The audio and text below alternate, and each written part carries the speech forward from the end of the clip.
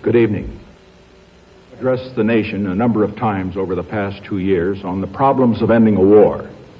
Because of the progress we have made toward achieving that goal, this Sunday evening is an appropriate time for us to turn our attention to the challenges of peace.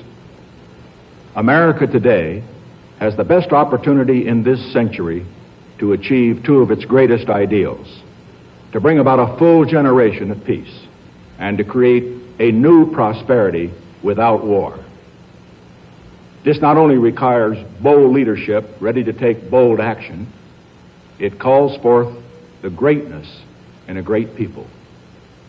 Prosperity without war requires action on three fronts. We must create more and better jobs. We must stop the rise in the cost of living. We must protect the dollar from the attacks of international money speculators. We are going to take that action, not timidly, not half-heartedly, and not in piecemeal fashion. We are going to move forward to the new prosperity without war as befits a great people, all together and along a broad front. The time has come for a new economic policy for the United States. Its targets are unemployment, inflation, and international speculation. And this is how we are going to attack those targets. First, on the subject of jobs. We all know why we have an unemployment problem. 2 million workers have been released from the armed forces and defense plants because of our success in winding down the war in Vietnam.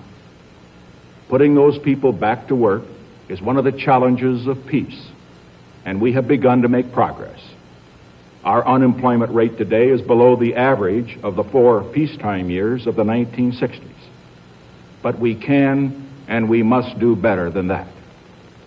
The time has come for American industry, which has produced more jobs at higher real wages than any other industrial system in history, to embark on a bold program of new investment, of production for peace.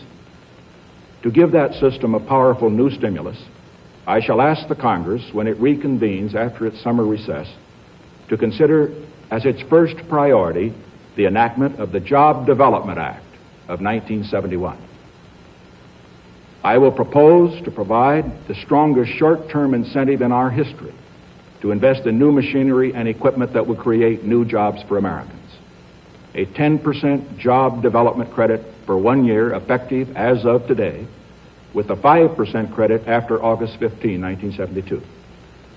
This tax credit for investment in new equipment will not only generate new jobs, it will raise productivity. It will make our goods more competitive in the years ahead.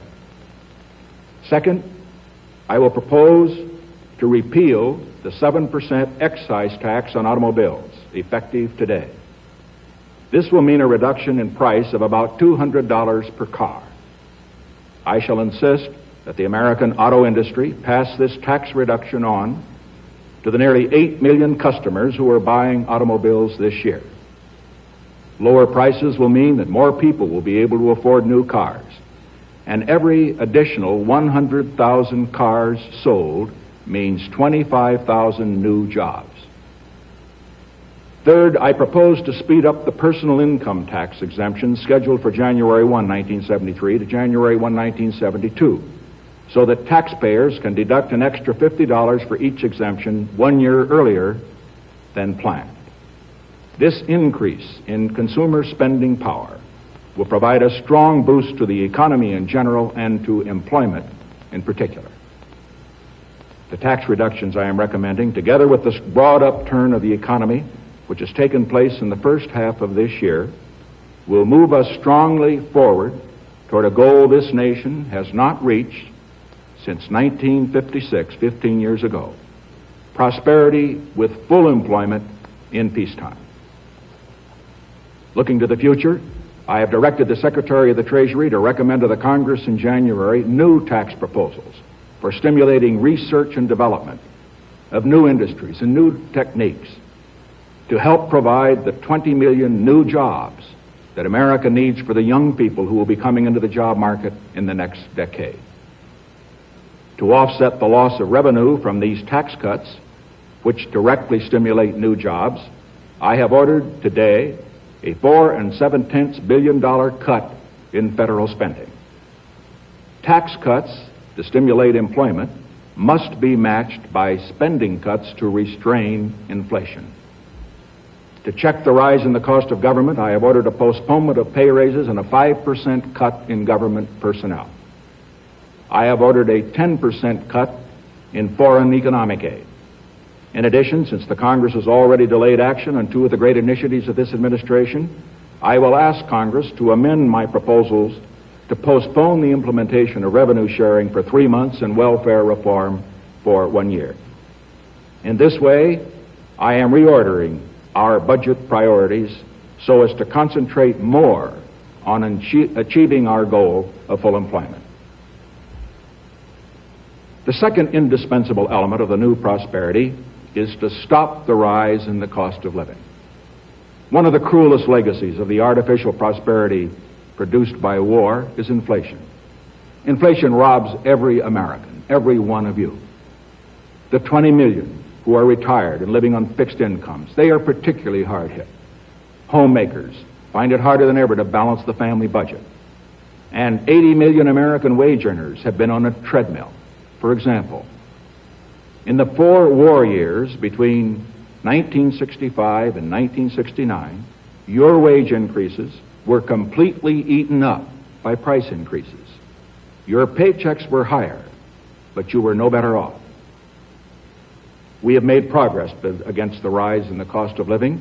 From the high point of 6% a year in 1969, the rise in consumer prices has been cut to 4% in the first half of 1971.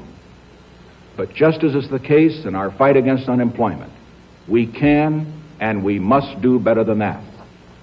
The time has come for decisive action, action that will break the vicious circle of spiraling prices and costs. I am today ordering a freeze on all prices and wages throughout the United States for a period of 90 days. In addition, I call upon corporations to extend the wage price freeze to all dividends. I have today appointed a cost of living council within the government. I have directed this council to work with leaders of labor and business to set up the proper mechanism for achieving continued price and wage stability after the 90-day freeze is over. Let me emphasize two characteristics of this action. First, it is temporary. To put the strong, vigorous American economy into a permanent straitjacket would lock in unfairness. It would stifle the expansion of our free enterprise system. And second, while the wage price freeze will be backed by government sanctions, if necessary, it will not be accompanied by the establishment of a huge price control bureaucracy. I am relying on the voluntary cooperation of all Americans, each one of you, workers, employers, consumers, to make this freeze work. Working together, we will break the back of inflation, and we will do it without the mandatory wage and price controls that crush economic and personal freedom. The third indispensable element in building the new prosperity is closely related to creating new jobs and halting inflation. We must protect the position of the American dollar as a pillar of monetary stability around the world. In the past 7 years, there's been an average of one international monetary crisis every year. Now, who gains from these crises? Not the working man, not the investor, not the real producers of wealth. The gainers are the international money speculators. Because they thrive on crises, they help to create them. In recent weeks, the speculators have been waging an all-out war on the American dollar. The strength of a nation's currency is based on the strength of that nation's economy. And the American economy is by far the strongest in the world. Accordingly, I have directed the Secretary of the Treasury to take the action necessary to defend the dollar against the speculators. I have directed Secretary Connally to suspend temporarily the convertibility of the dollar into gold or other reserve assets, except in amounts and conditions determined to be in the interest of monetary stability and in the best interest of the United States. Now, what does this action, which is very technical. What does it mean for you? Let me lay to rest the bugaboo of what is called devaluation. If you want to buy a foreign car or take a trip abroad, market conditions may cause your dollar to buy slightly less. But if you are among the overwhelming majority of Americans who buy American-made products in America, your dollar will be worth just as much tomorrow as it is today. The effect of this action, in other words, will be to stabilize the dollar. Now, this action will not win us any friends among the international money traders. But our primary concern is with the American workers and with fair competition around the world. To our friends abroad, including the many responsible members of the international banking community who are dedicated to stability and the flow of trade, I give this assurance. The United States has always been and will continue to be a forward-looking and trustworthy trading partner. In full cooperation with the International Monetary Fund and those who trade with us, we will press for the necessary reforms to set up an urgently needed new international monetary system. Stability and equal treatment is in everybody's best interest. I am determined that the American dollar must never again be a hostage in the hands of international speculators. I'm taking one further step to protect the dollar, to improve our balance of payments, and to increase jobs for Americans. As a temporary measure, I am today imposing an additional tax of 10% on goods imported into the United States. This is a better solution for international trade than direct controls on the amount of imports. This import tax is a temporary action. It isn't directed against any other country. It's an action to make certain that American products will not be at a disadvantage because of unfair exchange rates. When the unfair treatment is ended, the import tax will end as well. As a result of these actions, the product of American labor will be more competitive, and the unfair edge that some of our foreign competition has will be removed. This is a major reason why our trade balance has eroded over the past 15 years. At the end of World War II, the economies of the major industrial nations of Europe and Asia were shattered. To help them get on their feet and to protect their freedom, the United States has provided, over the past 25 years, $143 billion in foreign aid. That was the right thing for us to do. Today, largely with our help, they have regained their vitality. They have become our strong competitors, and we welcome their success. But now that other nations are economically strong, the time has come for them to bear their fair share of the burden of defending freedom around the world. The time has come for exchange rates to be set straight and for the major nations to compete as equals. There is no longer any need for the United States to compete with one hand tied behind her back. The range of actions I have taken and proposed tonight on the job front, on the inflation front, on the monetary front, is the most comprehensive new economic policy to be undertaken in this nation in 4 decades. We are fortunate to live in a nation with an economic system capable of producing for its people the highest standard of living in the world. A system flexible enough to change its ways dramatically when circumstances call for change. And most important, a system resourceful enough to produce prosperity with freedom and opportunity unmatched in the history of nations. The purposes of the government actions I have announced tonight are to lay the basis for renewed confidence, to make it possible for us to compete fairly with the rest of the world, to open the door to new prosperity. But government, with all of its powers, does not hold the key to the success of a people.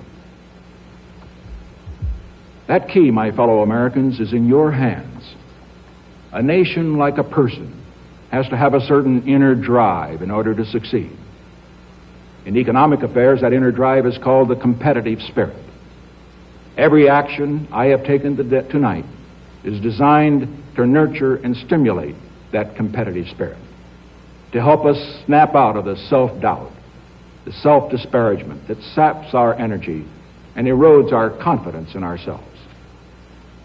Whether this nation stays number one in the world's economy or resigns itself to second, third, or fourth place, whether we as a people have faith in ourselves or lose that faith, whether we hold fast to the strength that makes peace and freedom possible in this world or lose our grip, all that depends on you, on your competitive spirit, your sense of personal destiny, your pride in your country and in yourself.